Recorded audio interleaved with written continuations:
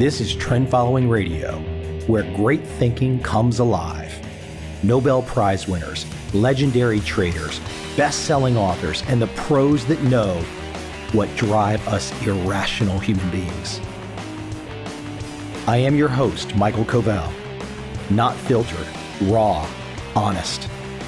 That's my passion.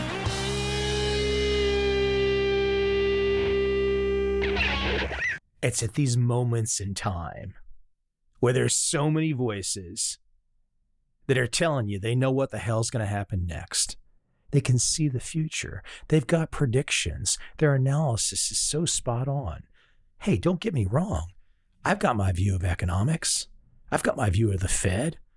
I think the Fed are a bunch of you-know-whats. All the crap that's happened since the dot-com bubble, hell, going back to long-term capital management, hell, going back to the 87 stock crash, hell, going back to going off the gold standard.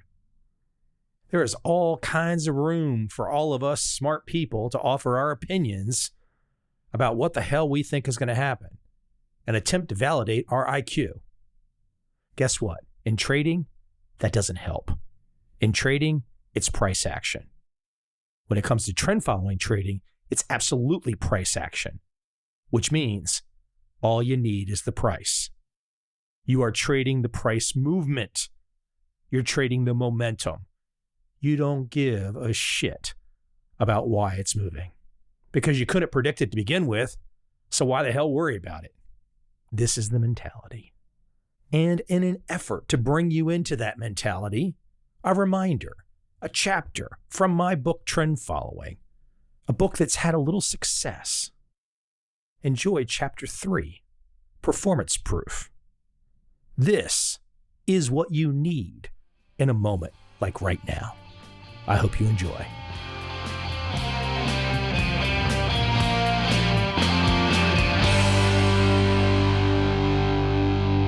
Chapter 3, Performance Proof. Even if you are a minority of one, the truth is the truth. Gandhi. What we've got here is a failure to communicate. Some men you just can't reach. So you get what we had here last week, which is the way he wants it. Cool Hand Luke. Anyone can tell you they have a successful method or system, but the only objective measurement is raw data. If a claim is to be made, it must be supported. The numbers in this volume, across numerous third-party reporting services and inside disclosures on file with American and international regulatory authorities, don't lie. You could be the skeptic and say, hold on, the numbers could be faked. That doesn't fly with decades of data across unrelated traders located in dozens of countries. This is not about one isolated Bernie Madoff track record open to hanky-panky. Thus, in reviewing legendary trend-following performance histories and assorted research studies I alone might own, my insider investigation methods are a whole other book, I zeroed in on 6 key data concepts: 1. Absolute returns, 2. Volatility, 3. Drawdowns, 4. Correlation, 5. Zero-sum, 6. Berkshire Hathaway. Absolute returns. An absolute return trading strategy means you are trying to make the most money possible. Author Alexander Anikin defines it succinctly. An absolute return manager is essentially an asset manager without a benchmark. Benchmarking can be viewed as a method of restricting investment managers so as to limit the potential for surprises, either positive or negative. Trend following in its purest form doesn't track or attempt to mimic any particular index, ever. If trend following had a coat of arms, absolute returns would be emblazoned upon it. It thrives and profits from the surprises benchmarking artificially stops. However, not all trend followers are shooting for absolute returns or the most amount of money possible. Not all play the game full tilt. Jerry Parker, for example, purposefully aims for lower returns to cater to a different client base, those who want less risk and less return. But John W. Henry long made the case that the overall objective is to provide absolute returns, Relative return managers, such as most traditional equity or fixed income managers, are measured on how they perform relative to some predetermined benchmark. We have no such investment benchmark, so its aim is to achieve returns in all market conditions and is thus considered an absolute return manager. Shoot for a benchmark in returns and you run with the crowd. Benchmarks such as the S&P might make you feel safe, even when that feeling is clearly artificial. Trend following, on the other hand, understands that trading for absolute returns and not from blind adherence to benchmarks is the best way to handle uncertainty. The concept of indexing and benchmarking is very useful in the EMT world of traditional, long-only, passive investing, but it has almost zero usefulness for an absolute return process. Again, it gets back to what it takes to achieve an absolute return. You need an enormous amount of latitude and freedom in executing a trading strategy to ensure capital preservation and achieve a positive return. At its core, the concept of absolute return investing is antithetical to benchmarking, which encourages traditional managers to have similarly structured portfolios and look at their performance on a relative basis. If you base your trading strategy on benchmark comparisons, it doesn't matter whether you are a talented trader or not, because all decisions are about the averages. Why is any trading skill relevant? It's not. That's why 80% of mutual funds don't beat averages. Volatility versus risk. There are organizations that rank and track monthly performance numbers. One organization gives a star ranking, like Morningstar. The quantitative rating system employed ranks and rates the performance of all commodity trading advisors, CTA. Ratings are given in 4 categories: A. Equity, B. Performance, C. Risk exposure, and D. Risk-adjusted returns. In each category, the highest possible rating is 5 stars and the lowest possible rating is 1 star. The actual statistics on which the percentiles are based as follows: 1. Performance, rate of return; 2. Risk, standard deviation; 3. Risk-adjusted, Sharpe ratio; 4. Equity, assets. Dunn Capital once received 1 star for risk, the implication being that an investment with Dunn is more risky. However, these rankings don't give accurate information on Dunn's true risk. This rating group uses standard deviation as their measure of risk. But this is a measure of volatility and not necessarily risk. High volatility alone does not necessarily mean higher risk. It's doubtful Dunn, with a track record exceeding 40 years, is overly concerned about being inaccurately penalized, but using standard deviation as a risk measurement does distort a true understanding. This same firm's ranking of then-active trader Victor Niederhofer demonstrates the star system's weakness. At the time of Niederhofer's public trading demise in 1997, he was rated as 4 stars for risk. Based on Niederhofer's past performance, the rankings were saying he was a much safer bet than Dunn. Obviously, the star system failed for people who believed Niederhofer was less risky. Standard deviation as a risk measure does trend following an injustice. One of my goals is to dispel the simplistic notion trend following is risky, or that all trend following strategies have high standard deviations, which means they are bad. A good illustration begins with this 10-year chart of various trend following performances. See Table 3.1a and b in the supplemental PDF. Just saying a trader is volatile and thus bad makes little sense if you examine absolute return performance. Table 3.1. Raw absolute returns should count for something far more than fear or career risk. They equal the only way to massive wealth. Nonetheless, volatility, what standard deviation measures, is still a pejorative for most market participants. Volatility scares them. Even when a young student can quickly analyze any historical data series to see volatility is normal and expected. But most investors try to run away from the hint of volatility, even when running is not possible. Some markets and traders are more volatile than others, but degrees of volatility are basic facts of life. To trend following, Volatility is the precursor to profit. If you have no volatility, you have no opportunity for profit. The press is always confused, as seen in Business Week. Trend followers are trying to make sense out of their dismal recent returns. When you look past the superficial question of how we did, you look under the hood and see immense change in the global markets, says John W. Henry's president. Volatility is just a harbinger of new trends to come. Maybe, but futures traders are supposed to make money by exploiting volatility. Performance isn't a superficial question if you are among the thousands of commodity fund customers who lost money when the currency markets went bonkers.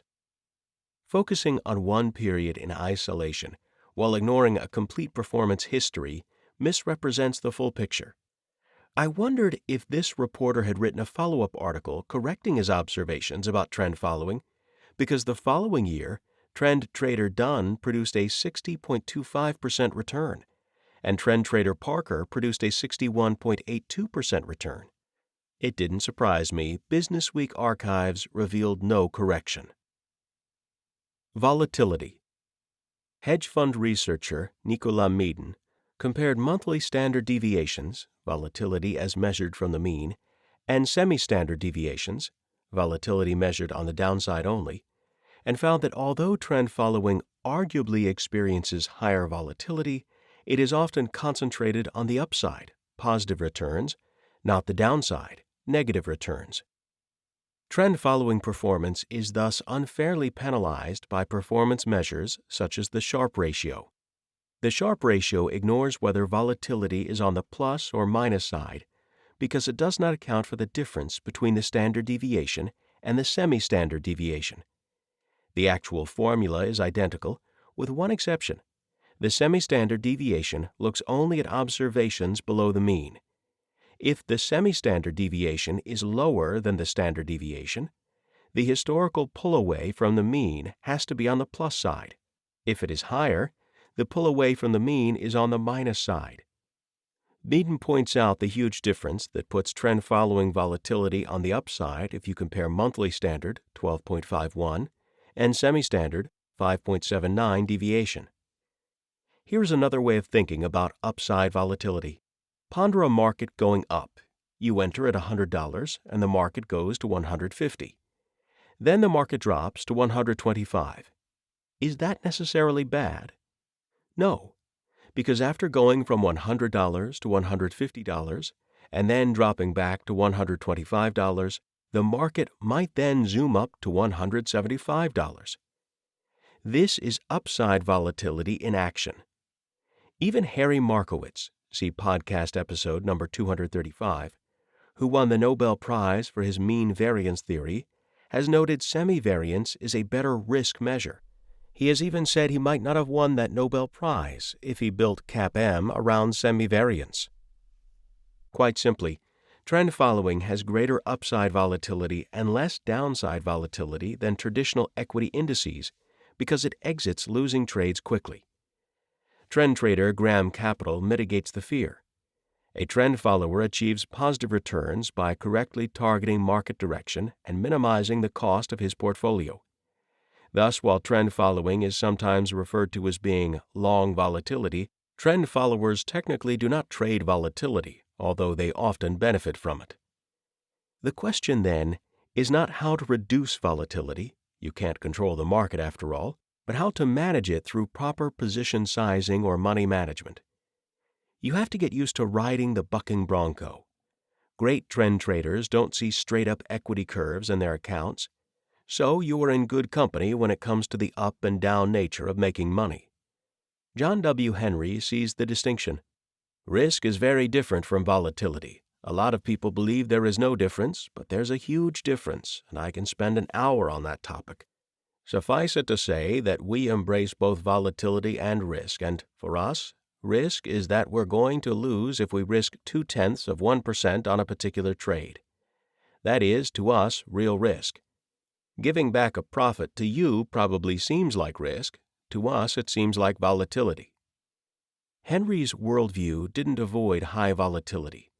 The last thing he wanted to experience is volatility that forced him out of a major trend before he could make a profit. Dinesh Desai, a trend follower from the 1980s, was fond of saying he loved volatility. Being on the right side of a volatile market was the reason he retired rich. Even with predictable and ongoing volatility debates, trend following has one of the longest-standing track records in the hedge fund industry and has consistently demonstrated its diversifying power. The ability to take short positions objectively is absolutely crucial. As a strategy with a relatively low Sharpe ratio, it needs to be well understood by investors, so the size of positions is in line with their particular risk tolerance. However, the skeptics and critics always view high volatility as only bad. For example, a fund manager with $1.5 billion in assets remains on the sidelines, refusing to believe in trend following. My biggest source of hesitancy about the asset class, trend following, is its reliance on technical analysis. Trading advisors do seem to profit, but because they rarely incorporate economic data, they simply ride price trends until they reverse. The end result of this crude approach is a subpar return-to-risk ratio. Another money manager opines, "Why should I give money to a Double-A baseball player when I can hire someone in the major leagues?" Looking at the absolute performance of great trend traders and calling it Double-A baseball makes little objective sense.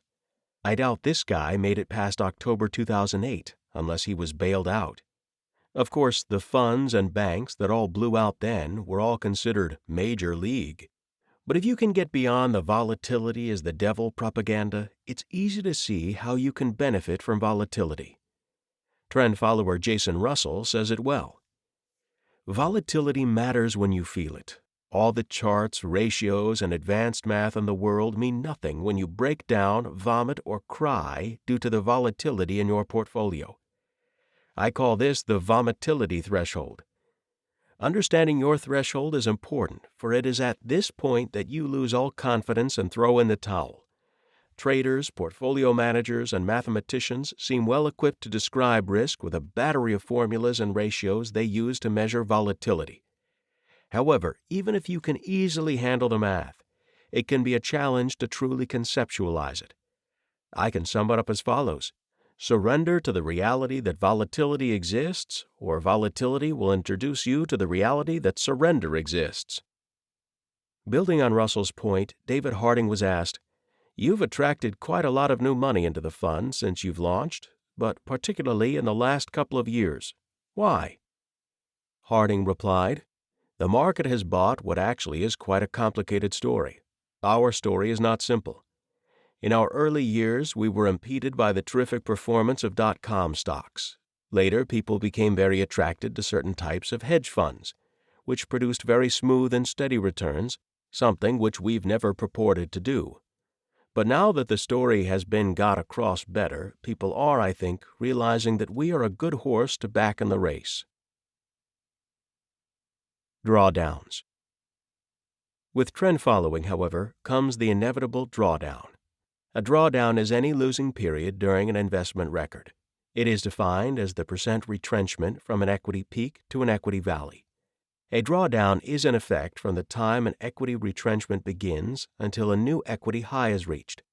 That is, in terms of time, a drawdown encompasses both the period from equity peak to equity valley, length, and the time from the equity valley to a new equity high, recovery.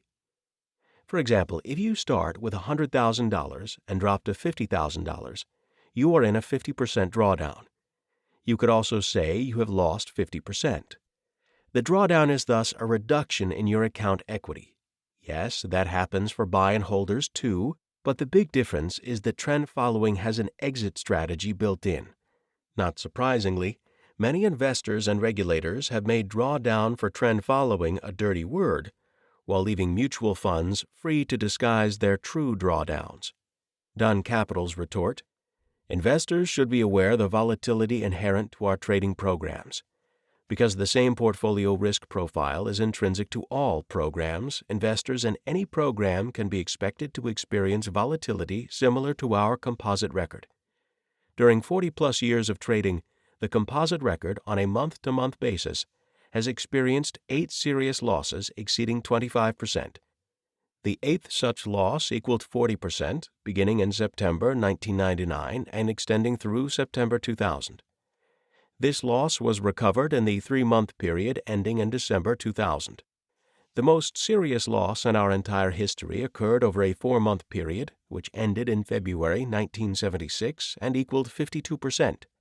Dunn did have a 57% drawdown in 2007, which it recovered from and made new highs as recently as July 2016. Clients should be prepared to endure similar or worse periods in the future. The inability or unwillingness to do so will probably result in serious loss, without the opportunity for subsequent recovery.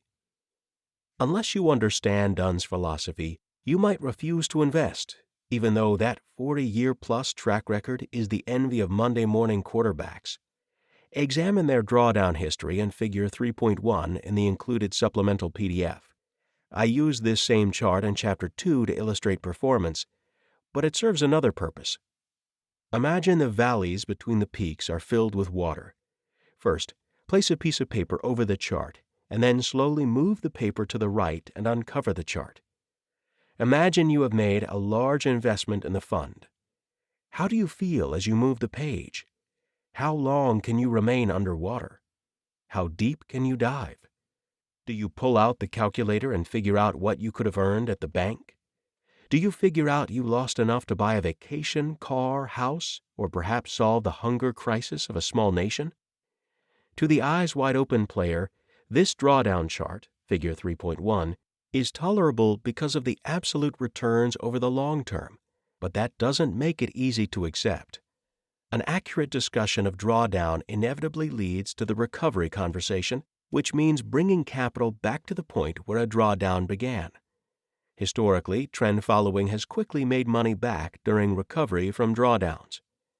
However, you can't neglect the math associated with losing money and making it back. What if you start with $100 and it drops to $50? You are now in a 50% drawdown. How much do you have to make to get back to break even? Table 3.2 in the included PDF. You need 100% to get back. That's right. When you go down 50%, you need to make back 100% to get back to break even. Notice as drawdown increases, see Table 3.2 in the included PDF, the percent gain necessary to recover to the break-even point increases at a much faster rate. Trend-following strategy lives with this chart daily. It handles the math. Table 3.2, Drawdown Recovery Chart. Size of drawdown, 5%. Percent gain to recover, 5.3%. Drawdown, 10%. Recover, 11.1%. Drawdown, 15%. Recover, 17.6%. Drawdown, 20%. Recover, 25%. Drawdown, 25%. Recover, 33.3%. Drawdown, 30%. Recover, 42.9%. Drawdown, 40%. Recover, 66.7%. Drawdown, 50%. Recover, 100%. Drawdown, 60%. Recover, 150%. Drawdown, 70%. Recover, 233%. Drawdown, 80%. Recover, 400%. Drawdown, 90%. Recover, 900%. Size of drawdown, 100%. Percent gain to recover, ruin. David Harding goes after drawdown haters. A key measure of track record quality and strategy riskiness in the managed futures industry is drawdown, which measures the decline in net asset value from the historic high point. Under the Commodity Futures Trading Commission's mandatory disclosure regime, managed futures advisors are obliged to disclose as part of their capsule performance record their worst peak-to-valley drawdown. As a description of an aspect of historical performance, drawdown has one key positive attribute. It refers to a physical reality, and as such, it is less abstract than concepts such as volatility. It represents the amount by which you are less well off than you were, or, put differently, it measures the magnitude of the loss an investor could have incurred by investing with the manager in the past. Managers are obliged to wear their worst historical drawdown like a scarlet letter for the rest of their lives. If the complete story of an absolute return trading strategy is understood, drawdown fear is mitigated. However, you can't eliminate catastrophic risk, much less drawdowns, from trading. A great example of getting scared at the wrong time during a drawdown can be seen in this trader's story. I once opened an account for a client. At the time, we were down 10 to 12%, and I explained the drawdown and our expectation for losses. Suddenly, when his account went down 20%, he became very anxious. He eventually closed his account. He made the business decision to stop trading because of the pain he was feeling from the drawdown.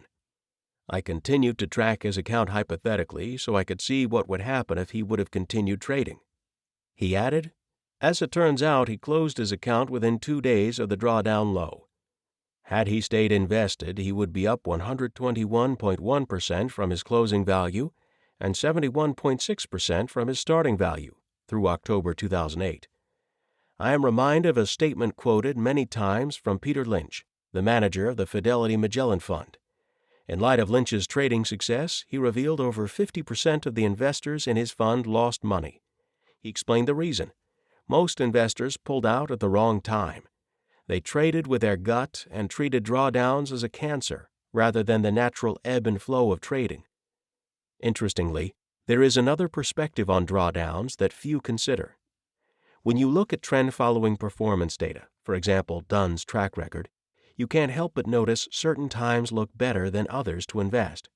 Some clients do look at that performance chart and buy when the fund is experiencing a drawdown.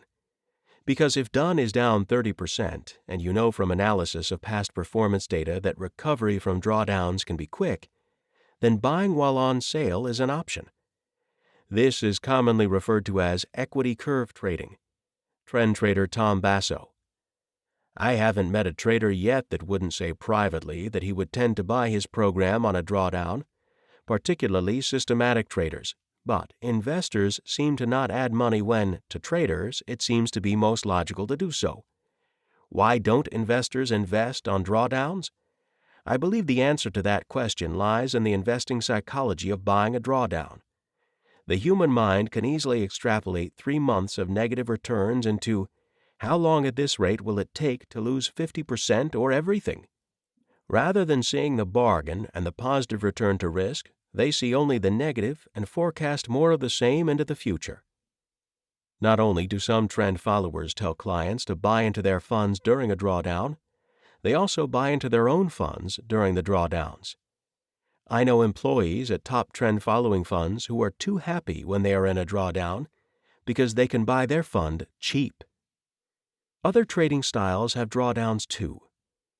For example, some of the best names on Wall Street, non-trend followers, had tough sledding in 2008, but they don't have the drawdown stigma associated with trend following. Warren Buffett, Berkshire Hathaway, negative 43%. Ken Hebner, CMG Focus Fund, negative 56%. Harry Lang, Fidelity Magellan, negative 59%. Bill Miller, Legg Mason Value Trust, negative 50%. Ken Griffin, Citadel, negative 44%. Carl Icahn, Icahn Enterprises, negative 81%. T. Boone Pickens, down $2 billion since July 2008. Kirk Kerkorian, down $693 million on Ford shares alone. It is paramount to determine how quickly you can recover from a drawdown and get back to making new money again, regardless of trading strategy. Correlation. Correlation comparisons help to show trend following as a legitimate style and demonstrate the similarity in strategy used among trend followers. Correlation is not only important in assembling the portfolio you trade, but it is also a critical tool for analyzing and comparing the performance histories of trend followers. In a research paper titled Learning to Love Non-Correlation, correlation is defined as a statistical term giving the strength of linear relationship between two random variables. It is the historical tendency of one thing to move in tandem with another. The correlation coefficient is a number from -1 to +1, with -1 being the perfectly opposite behavior of two investments. For example, up 5% every time the other is down 5%. The plus one reflects identical investment results, up or down the same amount each period. The further away from plus one gets, and thus closer to negative one, the better a diversifier one investment is for the other. But to keep things simple, another description of correlation is instructive: the tendency for one investment to zig while another zags. Let's look at an example. I took the monthly performance numbers of trend followers and computed their correlation coefficients. Comparing correlations gave the evidence that trend followers trade typically the same markets in the same way at the same time. Look at the correlation chart, see Table 3.3a in the supplemental PDF, and ask yourself, why do two trend followers who don't work in the same office, who are on opposite sides of the continent, have the same 3 losing months in a row with similar percentage losses? Then ask, why do they have the same winning month, then the same 2 losing months, and then the same 3 winning months in a row? The relationship is there because they can respond only to what the market offers. The market offers trends to everyone equally. They're all looking at the same market, aiming for the same target of opportunity. Table 3.3b in the supplemental PDF also shows trend followers using similar techniques. Interestingly, correlation can be a touchy subject. The turtles were all grateful to Richard Dennis for his mentoring, but some were ambivalent over time, obviously indebted to Dennis, but struggling to achieve their own identity. One turtle says his system is 95% Dennis's system and the rest his own flair. I'm a long way from someone who follows the system mechanically, but by far the structure of what I do is based on Richard's systems, and certainly, philosophically, everything I do in terms of trading is based on what I learned from Richard. Even when correlation data shows similar patterns among Dennis's turtle students, the desire to differentiate is stronger than their need to honestly address obvious similarities in their return streams. There no longer is a turtle trading style in my mind. We've all evolved and developed systems that are very different from those we were taught, and that independent evolution suggests that the dissimilarities to trading between turtles are always increasing. A turtle correlation chart paints another picture. The relationship is there to judge. The data, Table 3.4 in the supplemental PDF, is the ultimate arbiter. There is more to the story than correlation, however. Although correlations show turtles trade in a similar way, their returns differ due to their individual leverage and portfolio choices. Some traders use more leverage, others less. Turtle trader Jerry Parker explains, "The bigger the trade, the greater the returns and the greater the drawdowns. It's a double-edged sword." Zero sum. The zero-sum nature of many markets is arguably the most important concept in markets. Larry Harris, chair in finance at the Marshall School of Business at University of Southern California. Trading is a zero-sum game when gains and losses are measured relative to the market average. In a zero-sum game, someone can win only if somebody else loses. Harris told me he was amazed at how many people came from my websites to download his white paper on zero-sum trading, the topic left out of most strategy discussions. It's one winner and one loser. Harris examines the factors that determine who wins and who loses in market transactions. He does this by categorizing traders by type and then evaluating speculative trading styles to determine whether the styles lead to profits or losses. Winning traders can only profit to the extent that other traders are willing to lose. Traders are willing to lose when they obtain external benefits from trading. The most important external benefits are expected returns from holding risky securities that represent deferred consumption. Hedging and gambling provide other external benefits. Markets would not exist without utilitarian traders. Their trading losses fund the winning traders who make prices efficient and provide liquidity. There are those who absolutely do not accept that there must be a loser for them to be a winner. They cannot live with the fact everyone can't be a winner. Although they want to win, many do not want to live with the guilt by their winning someone else has to lose. This is a poorly thought out yet all too common view of the losing trader's mindset. Harris is clear on what separates winners from losers.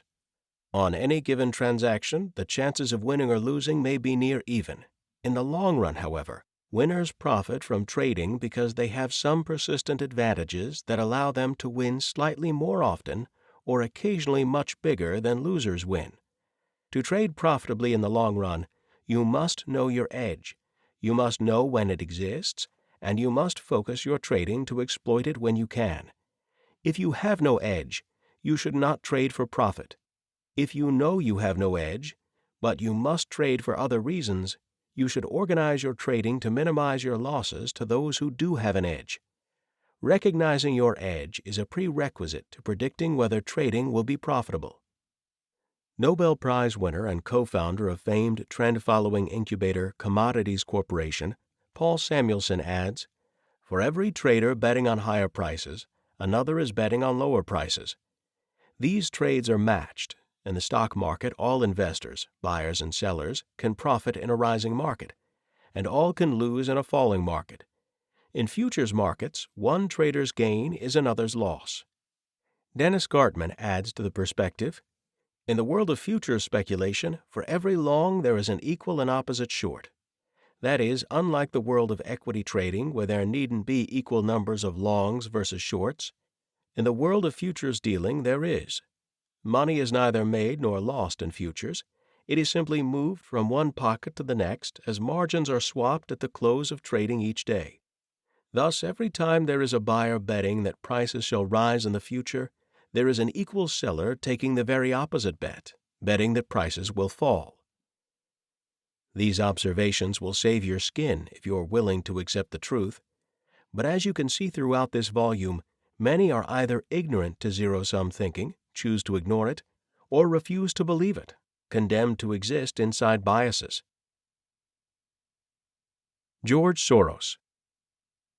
The trading success of famed speculator George Soros is well known.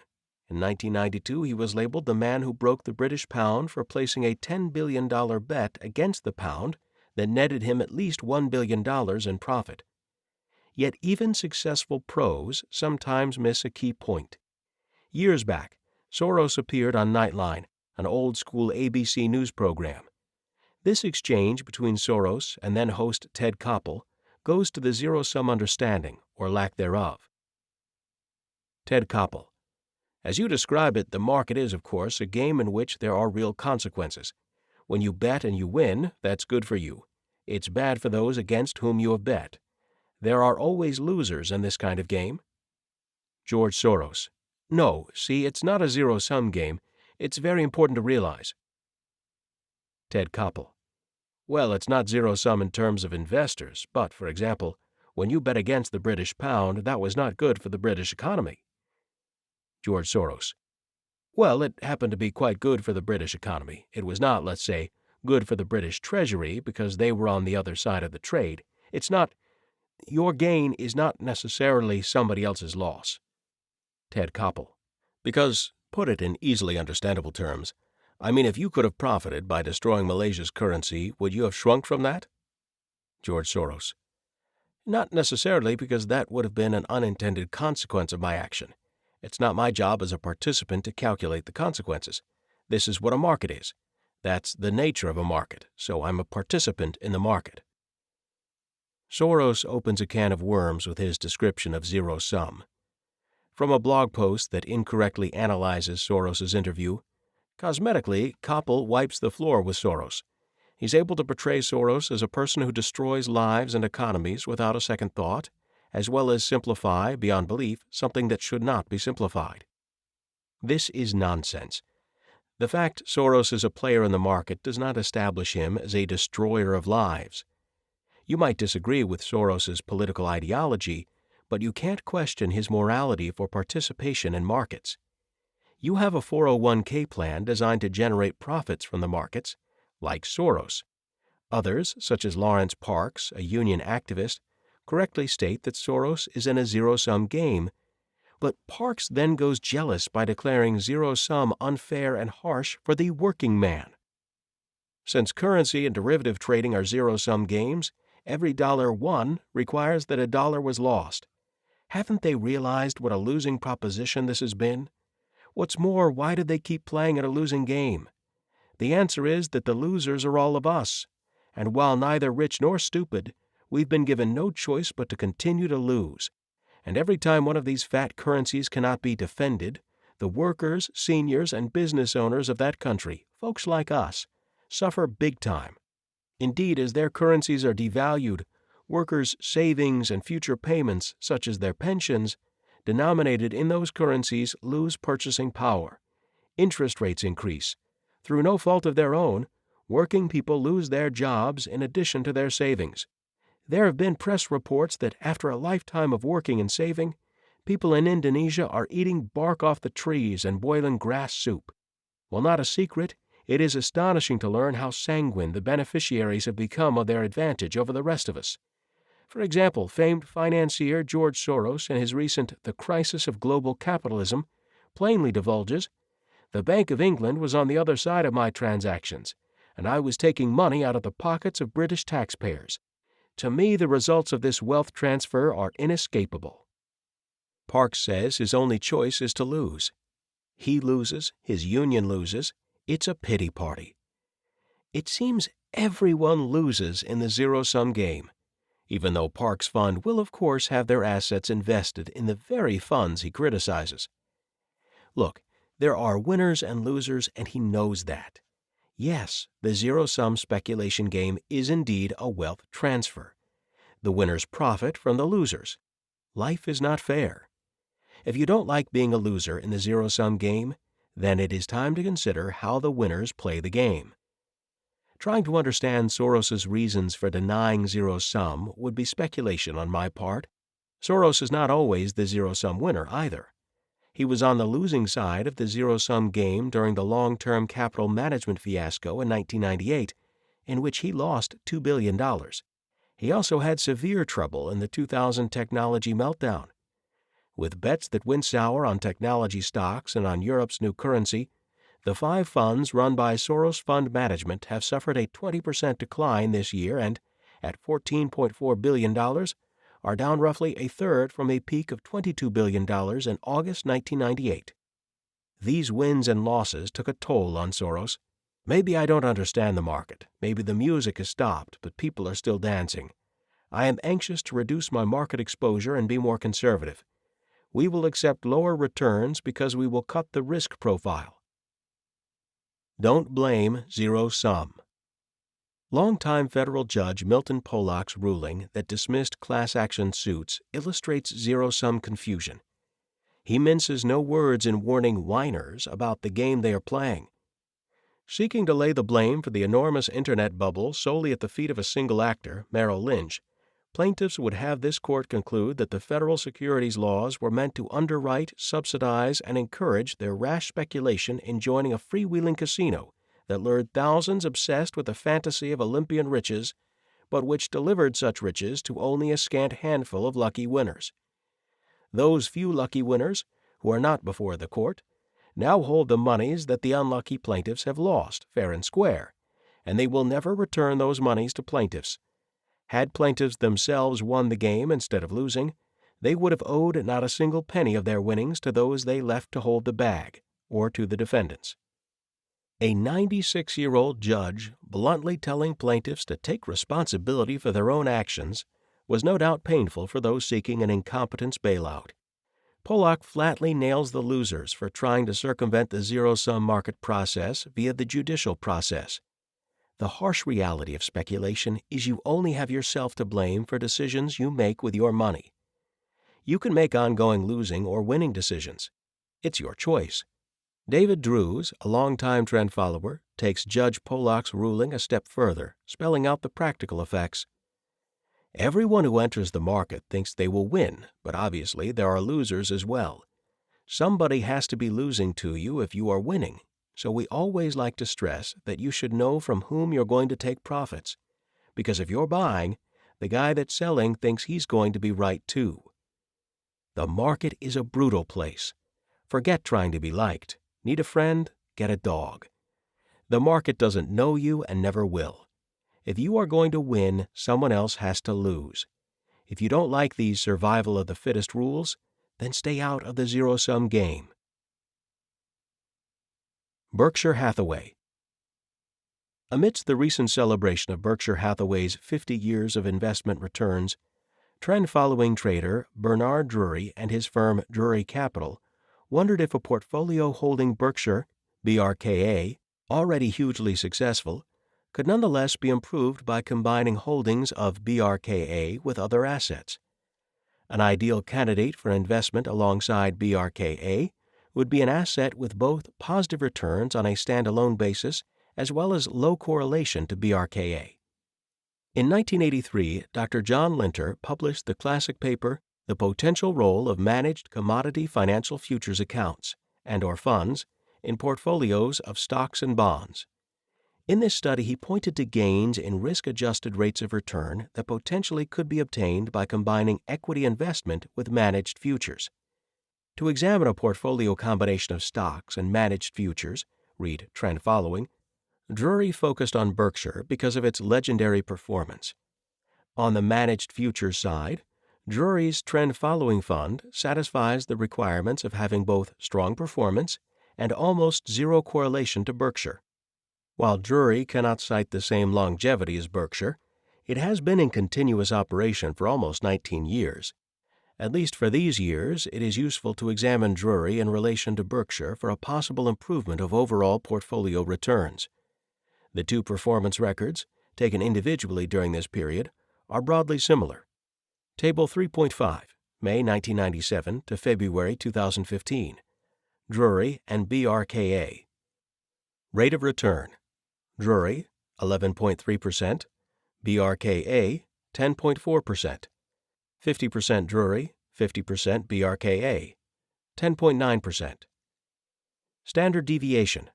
Drury, 20%, BRKA, 20.6%, 50% Drury, 50% BRKA, 14.4%. Drawdown.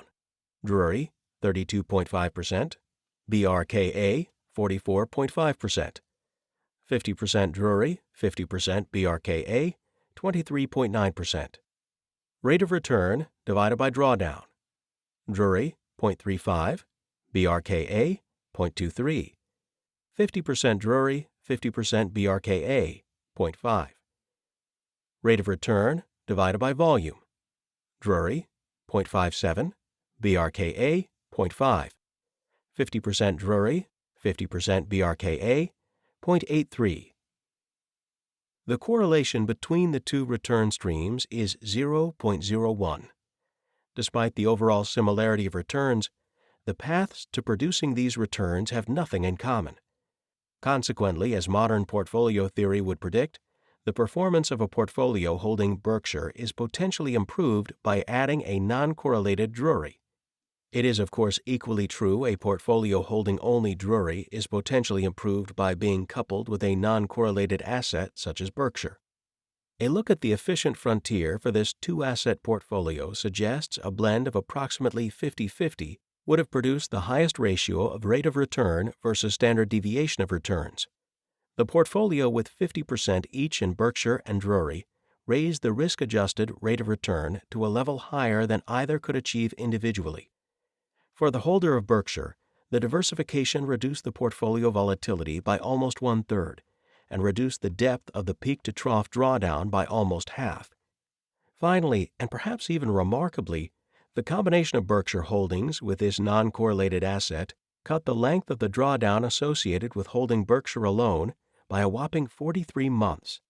This means instead of experiencing a 61-month period, December 2007 to January 2013 underwater, relative to the latest high price, while holding Berkshire shares alone, the combined portfolio reduced the underwater period to only 18 months.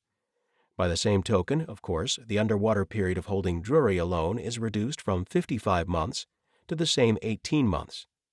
Table 3.6, May 1997 to February 2015 drawdown, December 2007 to January 2013.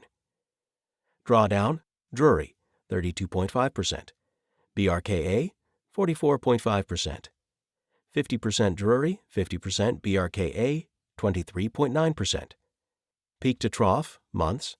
Drury, 32, BRKA, 14.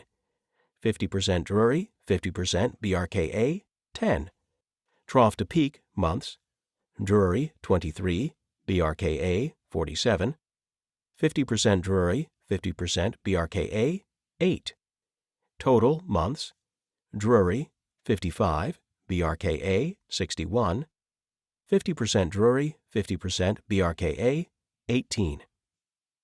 Columbia University professor Benjamin Graham led academia and Wall Street with pioneering work across value investing. Famously, Warren Buffett was one of his students in the 1940s, and years later, the Nobel Prize-winning work of Harry Markowitz explored the effects of combining non-correlated assets to improve risk-adjusted returns. Markowitz is credited with the often repeated quip that diversification is the only free lunch in finance. Thus, it's not surprising that adding Drury's trend following as diversification to Buffett and Berkshire clearly enhances an overall portfolio return while reducing volatility. Ultimately, performance data is the driver, the only truth we can take in for analysis. If there is no data, no believable narrative can be used to explain anything. And trend-following data is a very clever way to illustrate human behavior with numbers, and it happens to also be proof of concept any skeptic would want before jumping into the deep end to deploy their risk capital. Yet where does trend-following performance data come from exactly? Summary food for thought. FU money. If you trade for absolute returns, you have the chance for FU money, the money it would take to leave your job and never work again. Ewan Kirk. When people ask, "What do you think is going to happen in the future?" we always say, "We don't know." We can't really project whether next year will be a good year or a bad year. Absolute return means trying to make the most possible. In a zero-sum game, the total gains of the winners are exactly equal to the total losses of the losers. George Crapple. So while it may be a zero-sum game, a lot of people don't care. It's not that they're stupid. It's not speculative frenzy. They're just using the markets for a completely different purpose, hedging. The U.S. Army War College introduced the acronym VUCA to describe general conditions post-Cold War: volatile, uncertain, complex, and ambiguous. Mark Rezepsinski. If a manager cannot explain what he does and his edge in 45 minutes, you should not invest. Bernard Drury graciously contributed for this section. Percentage change in stock price month over month as of each month end across the period covered. BRKA stock prices from Yahoo Finance. Note: you can review trend-following performance going back decades. Send an email for online sources, www.trendfollowing.com/contact.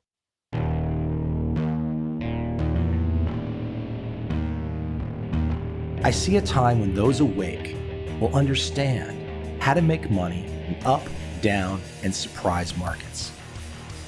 Whether new trader or experienced, college student or financial advisor, protecting against a crash or just trying to make a lot of money, trend following offers everyone an answer in uncertain times.